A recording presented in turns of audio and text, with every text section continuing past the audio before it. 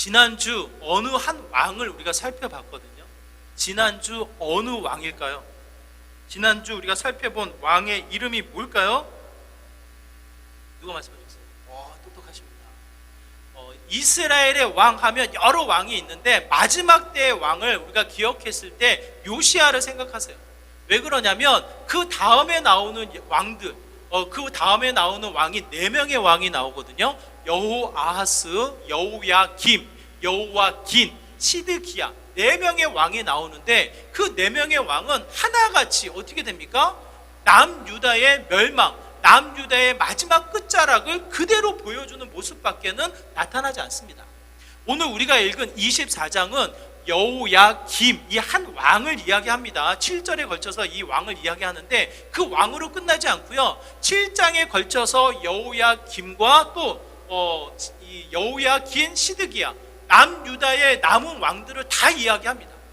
다 이야기하면서 결국은 남유다를 멸망시킬 수밖에 없는 상황으로 치닫게 되어지는 거예요. 우리가 가만히 23장, 24장을 읽다 보면 무슨 마음이 드냐면, 요시야 정말 개혁했고 하나님을 사랑했고 철저히 하나님 말씀대로 살아보려고 애를 썼던 왕이잖아요. 그런 왕이 좀 오랜 시간 살고 이스라엘 백성, 이 남유다를 오랫동안 다스렸다면 좀 낫지 않았을까? 그런데 이 요시야 왕이 빨리 죽습니다. 전쟁에 나가서 죽고 말아요. 그러면서 남유다의 멸망은 그냥 이 낭떠러지로 떨어지는 것처럼 극에 달하는 형태를 보여주고 있다는 거예요. 한편으로는 왜 요시야를 이렇게 빨리 죽였을까? 하나님은 이 나쁜 왕, 므낫세 왕을 55년 동안 나라를 다스리게 하면서 이 죄의 깊이와 넓이를 확장시켜 놓고서는 왜 요시야는 이렇게 빨리 죽음을 맞이하게 했을까? 저희 아버지가 일찍 돌아가셨거든요. 6학년 때 돌아가시다 보니까 제 마음에는 항상 그 질문이 있어요. 왜 빨리 데려가셨냐고. 그냥 좀 오래 생명을 주시고 오히려 이 죽을 병을 살리셔가지고 주님의 영광을 드러내시지 왜 빨리 데려가셨는가? 이 마음의 원망이 끊임없이 우리의 마음속, 제 마음속에 있거든요. 그러다 보니까 23장, 24장을 읽다가도 왜 요시야를 이렇게 빨리 죽게 하셨을까? 하나님은 이 땅을 움직이시고 하늘에 이 불을 내리셔서 모든 승리를 이룰 수 있는 분이심에도 불구하고 왜 요시야를 빨리 거두어 가셨을까? 이런 생각이 들어요. 그런 생각으로 우리의 마음을 빼앗기고 또 우리의 마음의 불평과 불만을 내뱉을 게 아니라 여러분 기억하시기 바랍니다. 그 전에 멸망이 치달을 수 있었던 거예요.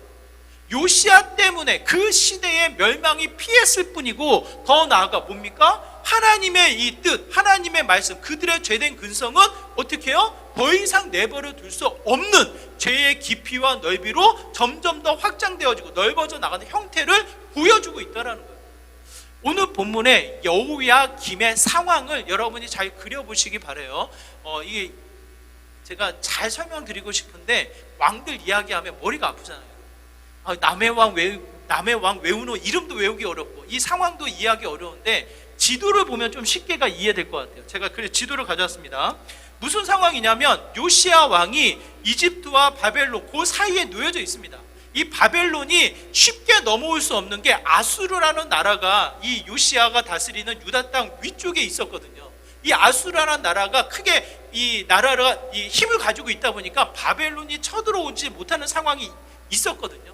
그런데 시간이 지나면서 아수르가 위축이 됩니다. 이 요시야가 다스리고 있는 유다 위에 있는 아수르 나라가 점점점 힘이 약해지고 결국은 바벨론이 거기를 쳐들어와요. 바벨론이 힘이 확장이 되어져서 유다까지 쳐들어오니까 어느 나라가 긴장을 합니까? 어느 나라가 긴장을 해요? 이 당시에 힘 있는 나라, 제국이라 불려지는 나라가 이 페르시아 바벨론 지역에 하나 있었고, 그 또 오랜 시간 동안 힘을 가지고 있는 나라가 어느 나라예요? 애굽이란 나라예요. 이 피라미드, 애굽 땅, 우리가 지금도 이 신비롭게 여겨지는 땅이잖아요. 그만큼 오랜 시간부터 문명을 이루고 힘을 가지고 있던 나라예요. 그러다 보니까 바벨론이 쳐들어오니까 자연스럽게 애굽에 있는 이 군사들이 일어나서 아예 바벨론과 싸우려고 전진해 갑니다.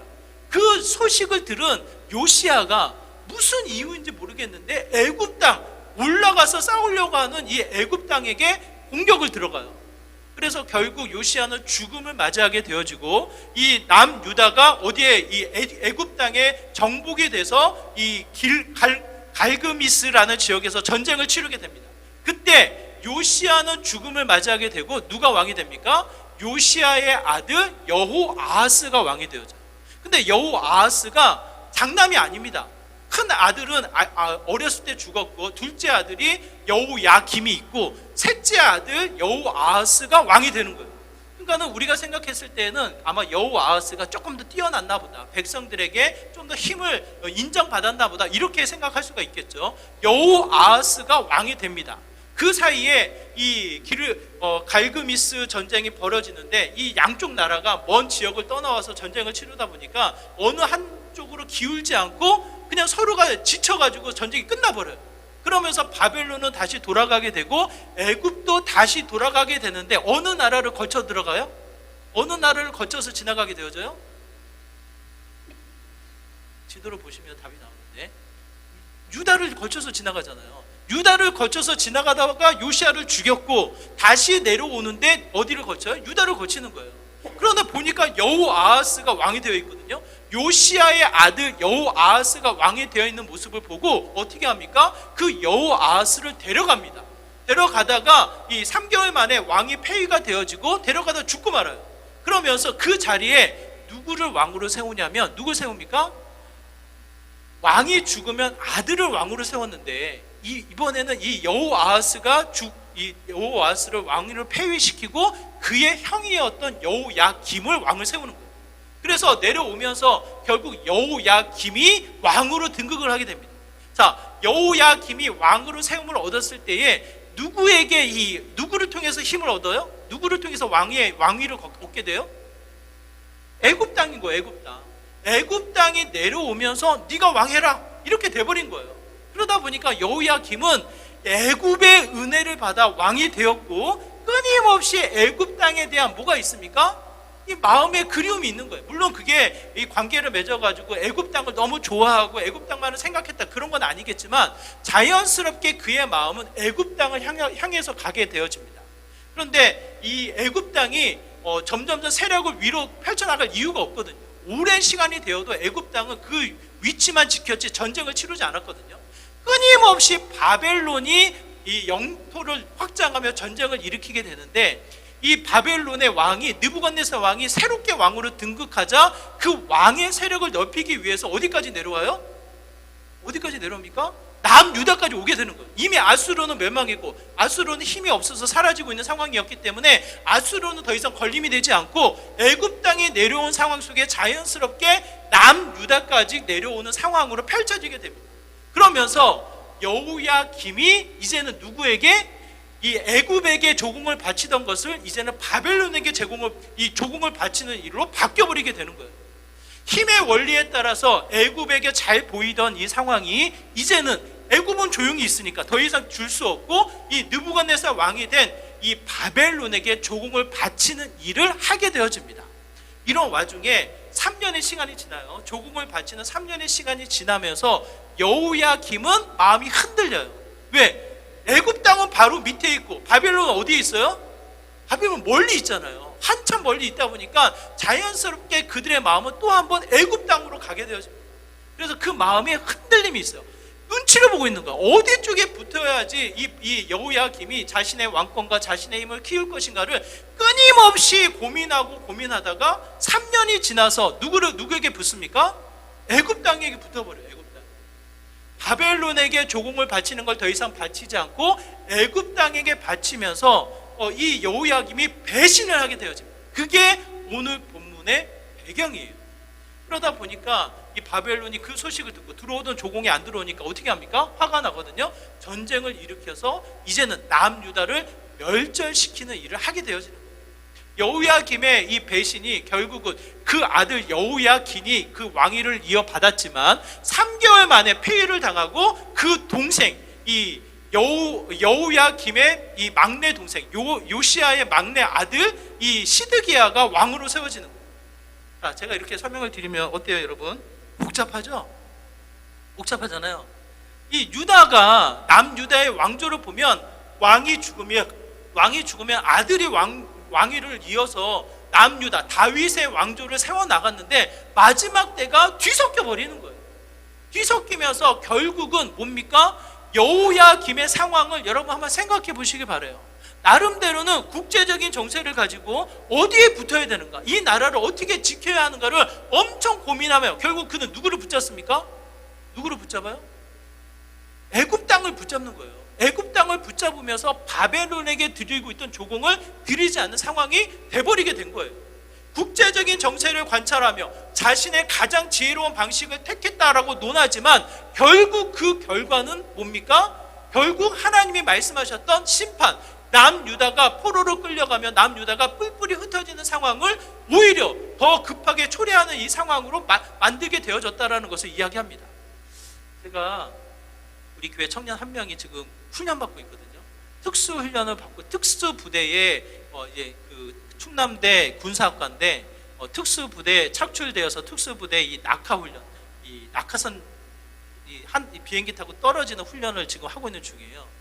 그 친구가 이제 학습과 세례를 받기 위해서 지금 12월 1월달 저랑 성경 공부를 시작을 했는데 그 친구에게 제가 숙제를 냈습니다. 성경을 읽으라고. 그래서 창세기를 읽고 뛰어넘어서 요한복음, 이 복음서를 읽으라고 제가 읽고 거기에 읽다가 생기는 질문을 나한테 보내라고 그랬거든요. 어제도 질문 제가 한 페이지를 답을 쓰다가 시간이 한 시간 반이 갔는데 그 성경을 읽으면서 꼼꼼하게 질문을 해요. 제가 궁금하더라고요. 이 친구가 이 성경을 처음 접하는데, 처음 접하고 성경을 읽는데 무슨 마음이 들까 제가 정말 궁금하더라고요. 그래서 그 친구한테 제가 물어봤습니다. 성경을 읽을 때 무슨 느낌이냐? 무슨 마음이 드냐? 제가 이렇게 물어봤거든요. 첫 느낌이 뭐냐? 제가 이렇게 물어봤더니 그 친구가 하는 말 뭐라고 하는지 아세요? 저는 내심 안 믿어지는데요. 이게 정말 말이 되나? 뭐 이런 얘기가 나오면 어떡하나? 성경을 읽으라고 하는데 그 성경을 받아들이지 못하고 혹여나 고민스러우면 어떡할까? 그런 이 걱정이 있었거든요. 왜? 창세기에서부터 뭐 노아의 홍수며 뭐 여러 가지 형태가 나타나니까. 그런데 그 친구가 하는 말이 이렇습니다. 뭐라고 이야기하냐면 성경이 이렇게 구체적으로 자세하게 기록되어져 있는지 몰랐다라는 거예요. 이게 무슨 말이야? 제가 이렇게 또 물어봤더니 하는 말이 정확한 지명, 정확한 인물, 정확한 시간에 따라서 이렇게 성경이 구체적으로 기록되어져 있는 줄 전혀 생각하지 못했다는 거예요. 그냥 막연하게 신화도 같이 하나님이 계시고 하나님의 이야기가 있나 보다, 우리가 접할 수 없는, 우리가 계산할 수 없는 그 어떠한 이 뜬구름 같은 이 이야기가 있나 보다, 이런 생각을 했었나 봐요. 그 친구가 하는 말이 읽으면 읽을수록 구체적으로 정확하게 아주 자세하게 기록되어져 있다는 거예요. 여러분, 제가 지금 이 역사를 설명드리는 이유가 뭡니까? 이게 그냥 남의 이야기가 아니라 오늘 우리에게 주신 하나님의 역사인 거예요. 어때요? 세상은 정확하게 점점점 죄의 결과로 말미암아 심판으로 치닫고 있는 형태를 보여주는 거예요. 왕들의 이름을 기록하며 그 세계의 역사의 흔적 속에 하나님이 어떻게 일하셨는지를 우리에게 보여주고 있는 거예요. 그 현장의 배경이 오늘 본문이거든요. 오늘 본문은 2절과 3절에서 이렇게 이야기합니다. 2절과 3절의 말씀 우리 한번 같이 읽어볼까요? 2절과 3절의 말씀에 보면 이렇게 이야기합니다. 우리 같이 읽겠습니다. 시작. 여호와께서 그의 종 선지자들을 통하여 하신 말씀과 같이 갈대아의 부대와 아람의 부대와 모압의 부대와 암몬 자손의 부대를 여호와김에게로 보내 유다를 쳐 멸하려 하시니 이 일이 유다의 임함은 곧 여호와의 말씀대로 그들을 자기 앞에서 물리치고자 하심이니 이는 므낫세의 지은 모든 죄 때문이며. 세계의 역사거든요. 제가 말씀드렸던 이 모든 배경의 역사가 세계의 역사 속에 각 나라가 전쟁을 일으키고 이 각 나라가 약한 나라를 정복하며 땅의 확장이 이루어지는 그와 같은 시대의 모습이거든요. 그 사실을 2절과 3절에서 뭐라고 이야기합니까? 강한 자가 약한 자를 이겼다? 어떠한 강대국이 전쟁을 일으켜서 이 혼란기를 승리로 이루었다, 그렇게 표현합니까? 그렇지 않은 거예요. 뭐라고 이야기해요? 정확하게 이미 하나님께서 어떻게 해요? 말씀하셨다라는 거예요. 말씀하신 대로 어떻게 됩니까? 그 모든 세계의 역사가 이루어졌더라고. 우리는 너무나도 당연스럽게 우리 청년의 이야기를 듣고 났을 때는 제가 이해를 못했거든요. 정확하게 구체적으로 기록됐다는 말이 무슨 말인지 몰랐거든요. 왜? 저는 너무 당연한 거니까. 너무나도 자연스럽고 당연한 일로 여겼기 때문에 이게 섬세하게 구체적으로 기록한 내용이라는 생각조차 저는 하지 못했거든요. 근데 그걸 처음 접한 친구는 이게 핑계 삼을 수 없는 정확한 이야기라는 거예요. 그러면서 하나님이 뭐라고 하십니까?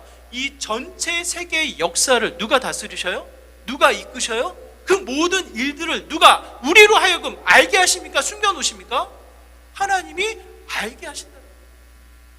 핑계할 수 없을 정도로 정확하게 매우 구체적으로 저와 여러분의 삶 가운데 그 말씀이 살아서 어떻게 해요? 이루어질 수 있도록, 이루어지는 과정을 깨달을 수 있도록 말씀을 통해 일하시는 분이 누구시다? 여호와 하나님이심을 선명히 이야기를 합니다.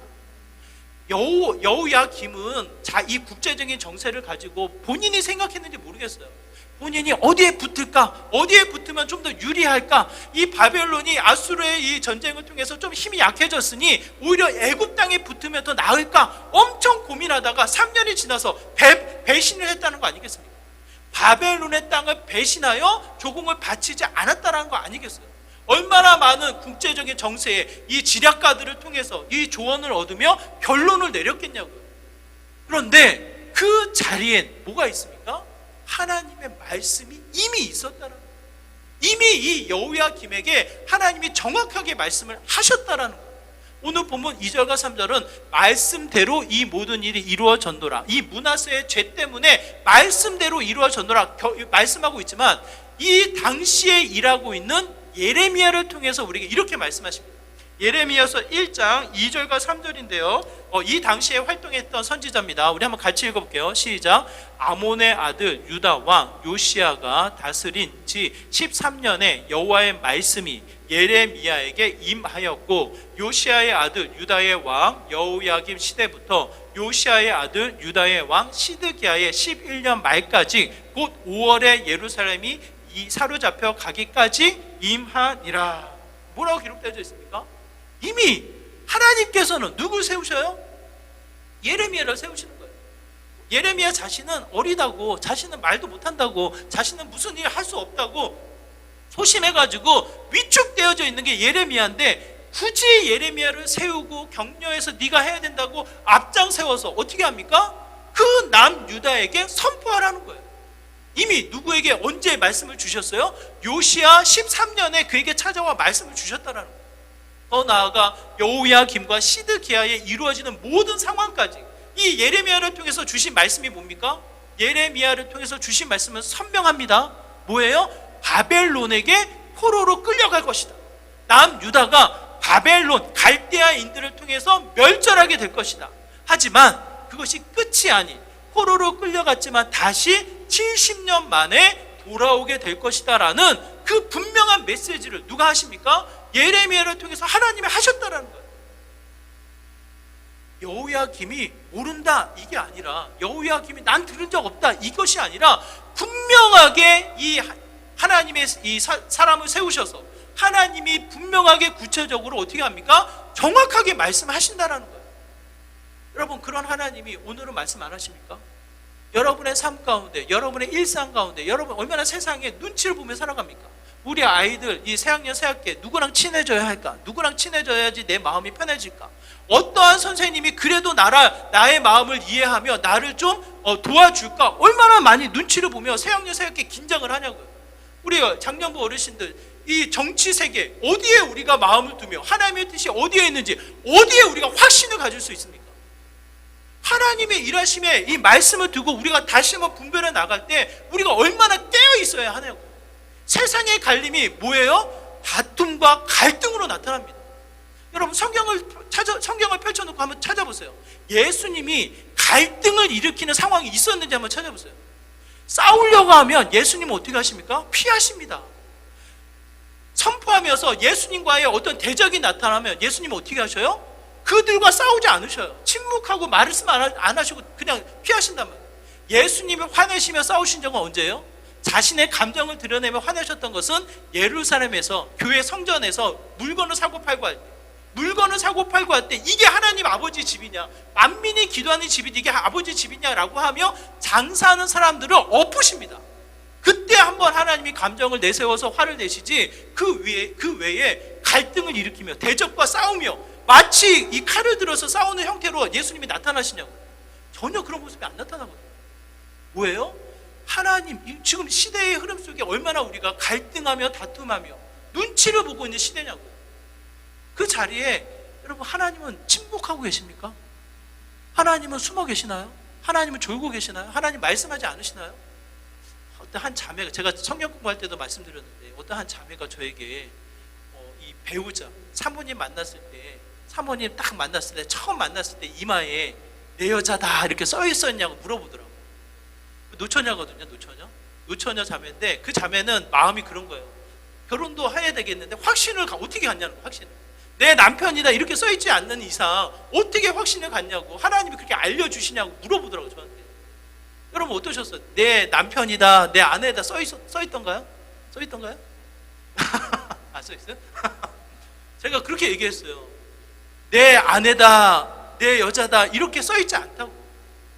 써 있지 않지만 알게 하신다. 그 하나님이 분명히 알게 하신다고 제가 그렇게 얘기했어요. 저는 100일이 지나기 전에 한 달 지나고 나서 결혼을 약속했거든요.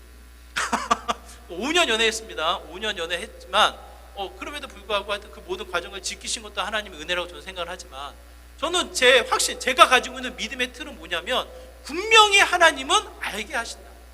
하나님이 숨바꼭질, 하나님이 무슨 수수께끼로 그 말씀을 숨겨놓는 분이 아니라 선명하게 어떻게 해요? 알게 하신다, 알게 하신다. 오늘 본문도 여호야김이 말씀을 몰랐다 그게 아니잖아요. 말씀대로 이루게 하신다는 거죠. 심지어는 어떻게 그 말씀을 분명하게 말씀하시면서 어떻게 하십니까? 반복해서 꾸준히 그 말씀이 핑계되지 않도록 그 말씀을 반복해서 성실하게 말씀하시는 분이셔요. 예레미야의 모습을 통해서 이야기하는데요, 예레미야서 25장 3절과 4절에 보면 오늘 본문의 배경입니다. 3년, 오늘 본문은 3년이 지나 배신했다 이렇게 이야기되어져 있고, 오늘 이 예레미야 25장에 보면 4년째 되는 시간이거든요. 그 시간에 이 예레미야를 통한 이 모습이 이래요. 우리 같이 읽겠습니다. 시작. 유다의 왕 아몬의 아들 요시야 왕 13째 해부터 오늘까지 23년 동안 여호와의 말씀이 내게 임하기로 내가 너에게 꾸준히 일렀으나 너희가 순종하지 아니하였느니라. 그러므로 여호와께서 그의 모든 종 선지자를 너에게 끊임없이 보내셨으나 너희가 순종하지 아니하였으며 귀를 기울여 듣지도 아니하였도다. 그러니까 읽지는 않았지만 예레미야서 25장 1절에 보면 여호야김 4년째 되던 해에 쓰는 표현이에요. 그러니까 오늘 본문의 배경과 동일한 배경 속에 이야기하고 있는 거예요. 예레미야가 여호야김과 떨어져서 혼자 사역한 것이 아니라 남유다의 여호야김을 향하여서 이 하나님에 대한 말씀을 어떻게 합니까? 쉬지 않고 꾸준히 성실히 끊임없이, 오죽하면 그 날짜를 계산했겠냐고요. 요시야 때 받은 말씀이 지금 23년째 내가 이러고 있다. 정말 하기 싫었는데 하나님이 나를 보내셔서, 나를 세우셔서 지금도 이 말씀을 하고 계신다.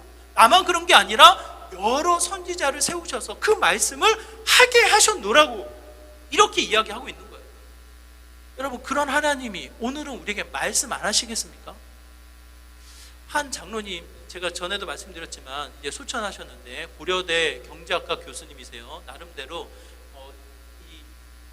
야학을 하셨어요. 예전에는 공부할 수 있는 환경이 이렇게 좋지 않았으니까 야학을 하시면서 늦게 공부하셔가지고 미국 유학 다녀오셔서 이제 교수 사역을 하신 분이신데, 이분이 젊었을 때 이 하나님을 믿으신 거예요. 그래서 그 배우자가 야학 선생님이에요. 야학 선생님. 이 저녁에 공부를 가르쳐주는 이 대학생이 와서 공부를 가르치다가 학생을 만나가지고 결혼을 한 거예요. 여러분, 이게 어울립니까? 이화여대 이 야학을 가르치기 위해서 봉사로 오신 선생님이 이 앉아있는 나이 많은 청년을 가르치다가 눈이 맞아서 결혼을 했네요. 수많은 반대를 무릅쓰고 결혼을 하셨습니다. 그러니 얼마나 사랑, 또 얼마나 신앙, 얼마나 깊이 있는 만남을 통해서 이 결혼을 해서 이 신혼을 꾸렸겠냐고요. 그런데 이분들이 이 결혼 생활은 좀 다르잖아요. 결혼 생활 하신 분들 아시잖아요. 연애와 결혼은 또 다르잖아요. 이 결혼을 하다 보니까 너무 다른 거예요. 이 서로 기질이 다르다 보니까 부부 싸움이 잦아지게 되어지고, 이 결혼을 결단해서 결혼까지 하신 권사님이 더 이상 참을 수가 없어서 이혼 서류를 준비해서 가져가신 거예요. 이혼 서류. 그래서 이제 더 이상 못 참겠다고. 이제는 더 이상 이 결혼 가정을 지킬 수 없으니 이제는 우리가 이 서류 정리를 하자. 김수지 권사님이세요. 두 분 다 추천하셨는데 김일수 장로님, 김수지 권사님. 그래서 이 이혼 서류를 가지고 내밀으니까 이 김일수 장로님 그때 당시 너무 놀란 거예요.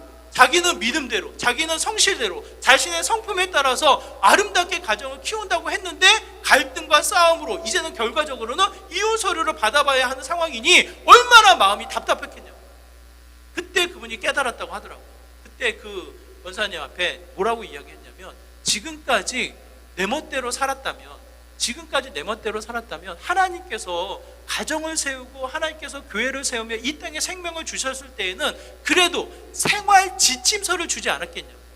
그 생활 지침서가 되는 성경대로 또 한번 다시 한번 살아보자고. 성경대로 살아보다가 그대로 안 되면 그때서 우리 서류를 정리하자고. 이렇게 이야기를 하셨다는 거예요. 뭐예요? 믿음이 있었습니다. 하나님을 압니다. 하나님을 예배합니다. 무엇보다 신실하게 하나님을 따른다고 했지만 가정의 문제, 가정의 이 부부 관계를 이루어 나가는 형태, 삶의 모습은 전혀 다르다라는 거예요. 전혀 몰랐다라는 거예요. 결국 믿음대로 산다라고 생각했던 것들이 자아에 의해서, 습관에 의해서, 자신의 기질에 의해서 수많은 갈등과 다툼을 일으켜 나가는 일들이 많았다라는 거예요. 우리는 그런 착각 속에 살아가고 계시지 않습니까? 믿는답시고 하나님을 안답시고 나는 하나님의 말씀을 읽는답시고 내 삶은 완전해, 내 삶은 괜찮아, 이 정도면 괜찮지라고 착각하고 계시지 않냐고요. 왜 그렇습니까? 그 자리에 말씀의 기준, 말씀의 가치가 없다면 착각 속에 놓여져 있는 거예요. 철저하게 생활 지침서대로 살아가다 보니까 완전히 바뀌어버린 거예요. 그래서 그분이 이제 시간이 지나서 제자들 혹은 교회에서 만나는 분들을 생활 훈련을 하시는 거예요. 생활 훈련. 말씀을 가지고, 말씀의 이 생활 지침서를 가지고 말씀대로 살아봐라. 자녀 양육, 부부 관계, 사회 활동, 이 말씀대로 살아보자. 그랬더니만 완전히 바뀌어버려. 그러면서 많은 사람들이 그분을 가리켜서 사랑이 많으신 분, 그분을 가리켜서 정의로우신 분, 그분을 가리켜서 존경스럽다라고 표현하는 일들이 많은 거예요. 나중에 가셔서 김인수 교수, 김인수 장로님 쳐보세요. 제자들이 기념책을 쓰고 제자들이 영상을 만들어서 그분을 기념하는 일들을 하고 있습니다. 믿음을 뒤로하고 삶을 통해서 또 한번 보존받아 또 다른 이들이 그들 인정해 나가는 형태를 갖게 되어져요. 그 시작점이 뭡니까? 그 시작점이 뭐예요? 하나님을 예배한다고, 하나님을 안다고, 하나님을 이 말씀을 가지고 있다고 해서 되는 일이 아니라고요. 철저히 말씀대로 어떻게 해요? 생활 지침을 따라 살아보자는 거예요. 지난 한 주 여러분 어떻게 생활하셨나요? 말씀이 여러분의 삶 가운데 어떠한 지침으로 적용되어지며 말씀대로 살아가는 일들이 얼마나 크셨나요? 그것이 곧 또 한 번 오늘 본문에서 우리에게 나타나는 이야기인 거예요. 하나님은 뭡니까? 분명하게, 정확하게 오늘 나에게 주어진 문제 앞에 말씀하신다고. 어떻게 해요? 끊임없이 반복해서 그 말씀을 잃어버리지 않도록 동일하게 우리에게 말씀하고 계십니다. 그런데 어떻게 합니까? 결국 여호야김을 비롯해서 시드기야 그 남유다는 어떻게 그 말씀을 인정하지 않습니다. 모른다가 아니에요. 여러분 말씀 모르셔요? 여러분 말씀 모르십니까? 그래도 이 자리에 앉아 계신 분들은 하나 둘 정도의 말씀을 알고 계셔요. 한쪽 뺨이 맞으면 그 다른 쪽 뺨을 내밀어라. 내가 옷이 2벌 있으면 그 옷 한 벌 내놓아서 다른 사람에게 줘라. 내게 먹을 것이 있으면 나만 배부르고 끝나는 것이 아니라 어떻게 합니까? 쪼개어서 그 먹을 것을 나눠 먹도록 해라. 그야말로 하나님이 수많은 가치의 이야기들, 생활의 지침, 또한 이 부부관계를 통해서 이루고자 하시는 가정의 소중한 일들을 하나님이 어떻게 하셔요? 알게 하신다는 거예요. 그 말씀대로 우리가 살아봤냐고요. 그 말씀을 인정하며, 그렇지, 나는 이렇지만, 내 기질은 이렇지만, 내 상황은 이렇지만 내가 말씀대로 이렇게 살아가 보겠노라고 그 말씀을 인정해 보셨냐고요. 그것이 곧 오늘 본문을 우리에게 주시는 메시지가 아닌가 싶습니다. 오늘 본문은 뭐예요? 여호야김이 그 말씀을 어떻게 대합니까? 무시하는 거예요. 철저히 그 말씀을 배척합니다. 예레미야가 하나님이 오묘합니다. 핑계 삼을 수 없도록, 말하고 나면 흩어지잖아요. 나 못 들었는데 핑계 삼지 못하도록 어떻게 합니까? 하나님이 그 예레미야에게 이 두루마리를 가져오라고 해서 적으라고 해요. 핑계 삼지 못하도록. 그래서 이 36장 1절 또 이 동일한 배경이에요. 동일한 배경 속에 하나님이 이 여호야김 4년째 동일한 배경입니다. 동일한 배경 속에 예레미야에게 와서 이 말씀을 적으라는 거예요. 1절 2절 우리 같이 읽어볼까요? 함께 했습니다. 시작. 유다의 요시야 왕의 아들 여호야김 제4년에 여호와께로부터 예레미야에게 말씀이 임하니라. 이르시되 너는 두루마리 책을 가져다가 내가 내게 말하던 날 곧 요시야의 날로부터 오늘까지 이스라엘과 유다와 모든 나라에 대하여 내가 내게 일러준 모든 말을 거기에 기록하라. 근데 이 오묘하게도 이 바룩이라는 서기관을 통해서 기록하게 하셨고, 이 바룩뿐만 아니라 여우디아라는 왕의 신하를 만나게 하셔서 이 기록된 두루마리가 전달되어지게 하고, 여우디아가 낭독, 왕 앞에서 이것을 읽게 하십니다. 그럼 이게 얼마나 오묘합니까? 하나님이 부르신 메시지를 적었어요. 여러분이 편지를 씁니다. 편지를 써가지고 지금은 청와대에서 읽을 분이 안 계시긴 한데, 하여튼 보내서 만약 읽게 한다고 한번 생각해 보세요, 여러분. 이게 굉장히 큰 영광이잖아요. 이게 들을 거냐 말 거냐 알 수도 없지만, 봤다고 해서 이 소식이 들려졌다고 해서 얼마나 기쁨과 이 영광을 누릴 수 있겠습니까? 이게 전달 이게 굉장히 큰 일이거든요. 근데 이 당시만 해도 그야말로 이 두루마리 이 책자가 전달되어진 게 보통 일이 아니거든요. 그 책이 전달되어져서 낭독 읽게 되어집니다. 그러면 여러분, 최소한 여호야김이 어떻게 반응을 할까요? 어떨 것 같아요, 여러분? 하나님의 백성, 하나님이 세운 나라의 왕으로서 그 하나님의 메시지가 주어진다면, 그래도 어떻게 됩니까? 마음의 떨림, 때로는 감동, 그래도 귀를 기울여 들어야 되지 않겠습니까? 근데 이 여호야김이 어떻게 반응을 합니까? 한번 같이 볼까요? 23절 26, 그 여우디아 신하를 통해서 이게 낭독이 되어질 때 이런 일이 벌어집니다. 23절 같이 읽을게요. 시작. 여우디아가 서너 쪽을 낭독하면 왕이 면도칼로 그것을 연하여 베어 화롯불에 던져서 두루마리를 모두 태웠더라.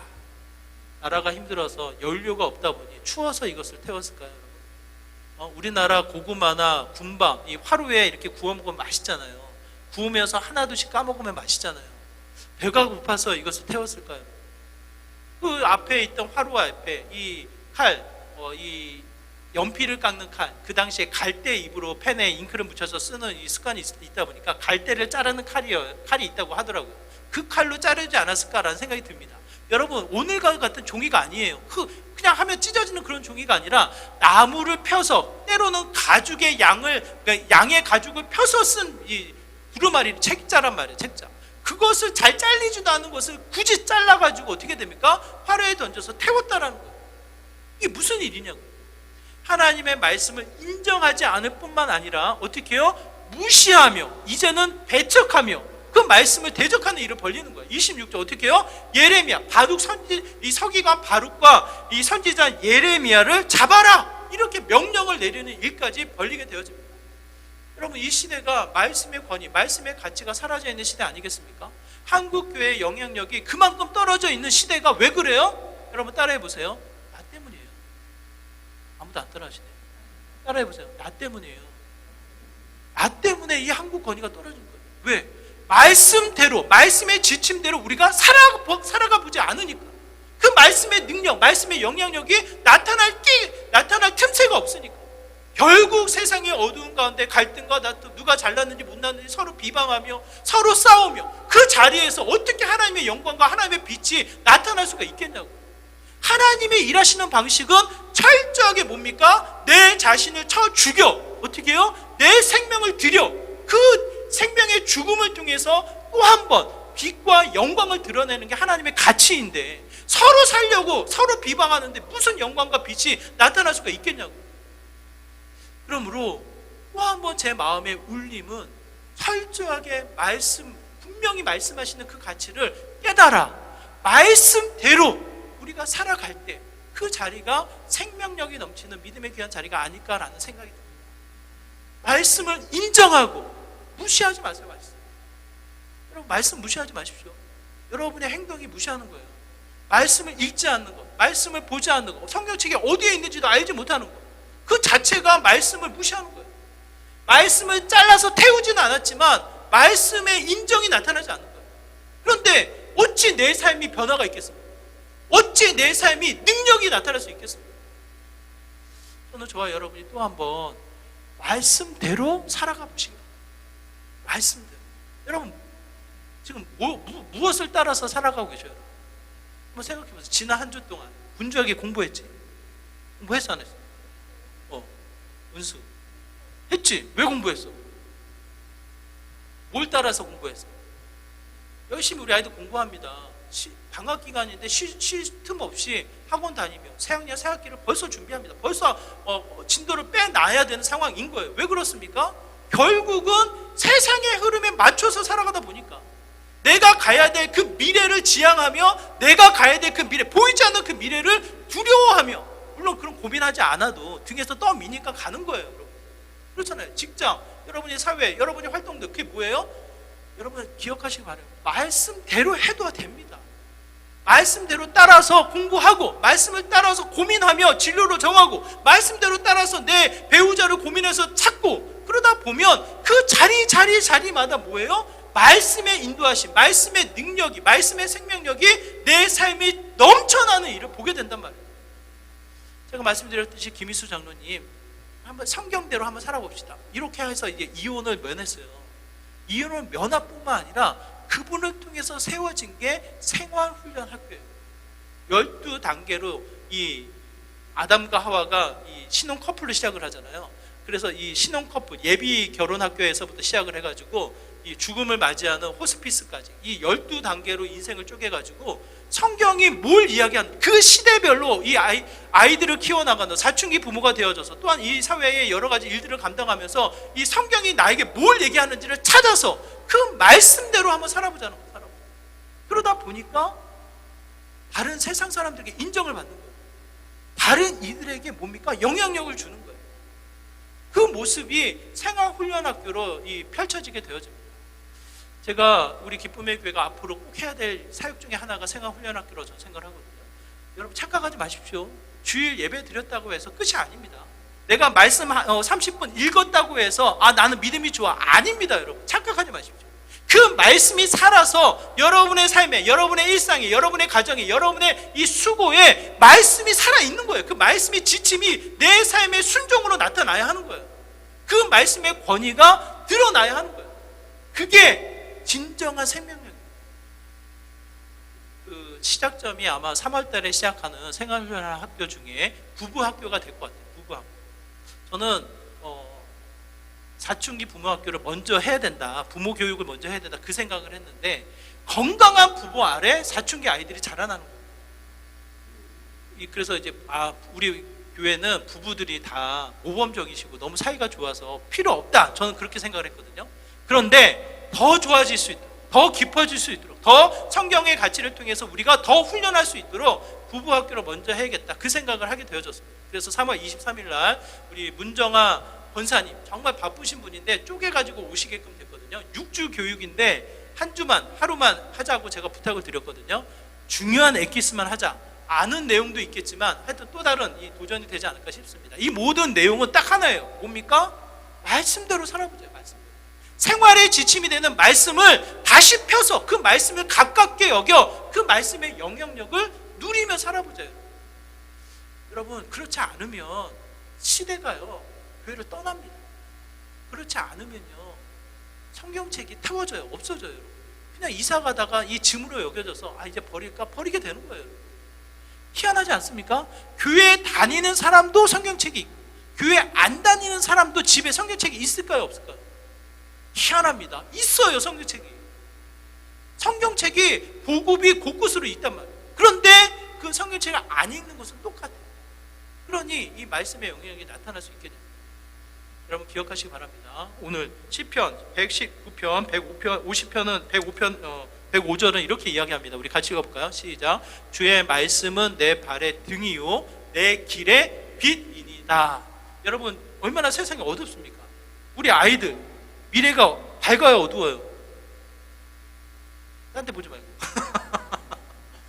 세상이 얼마나 어둡습니까? 우리 아이들에게 조금만 이 미래에 대한 이야기를, 진로에 대한 이야기를 하다 보면요 한숨부터 져요. 한숨부터. 하고 싶은 건 이건데 현실은 이거니, 해야 될 건 이렇게 많으니 어떻게 해야지? 그냥 이 낙심이 된단 말이에요. 낙심. 무엇을 선택해야 될지 모르는 갈림길에 혼돈과 방황을 느껴나가는 형태의 모습으로 치닫게 되어집니다. 우리 청년들은 안 그래요? 등 떠밀려가지고 취업해가지고 일은 하지만 마음의 만족과 기쁨이 없으니 늘 끊임없이 언제까지 해야 되나, 어디로 옮겨야 되나, 뭐 여러 가지 싸움이 늘 있단 말이에요.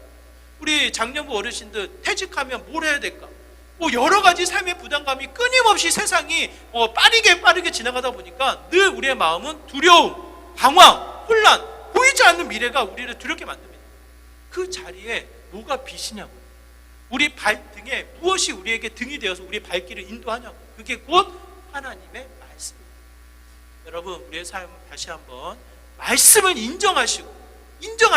모르는 게 아닙니다. 여러분, 말씀하십니다. 하나님은 인정하시고 그 말씀에 순종하시고 더 나아가 그 말씀의 생명력을 누리는 저와 여러분의 삶이 되기를 다시 한번 부탁을 드립니다.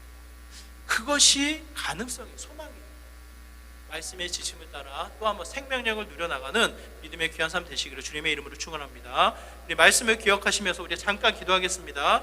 우리의 삶의 등이요 빛이 되어 주셔서 이 세상을 말씀을 통해 또 한번 이겨나가는 믿음의 귀한 삶 되게 해달라고 이와 같은 마음으로 우리 함께 기도하며 나가도록 하겠습니다. 기도합니다. 하나님, 이 시간 간절한 마음으로 기도합니다. 우리의 삶의 모습이 주님의 뜻, 주님의 일을 이루어 나가는 믿음의 귀한 자리가 되게 소망합니다. 말씀을 따라 빛과 소금의 역할을 감당키로 원합니다. 말씀을 알게 하시는 만큼 인정케 하여 주시고 그 말씀에 순종케 하여 주시고 주님의 생명력, 말씀의 능력을 경험해 나가는 믿음의 귀한 자리 되게 하여 주시옵소서. 주님.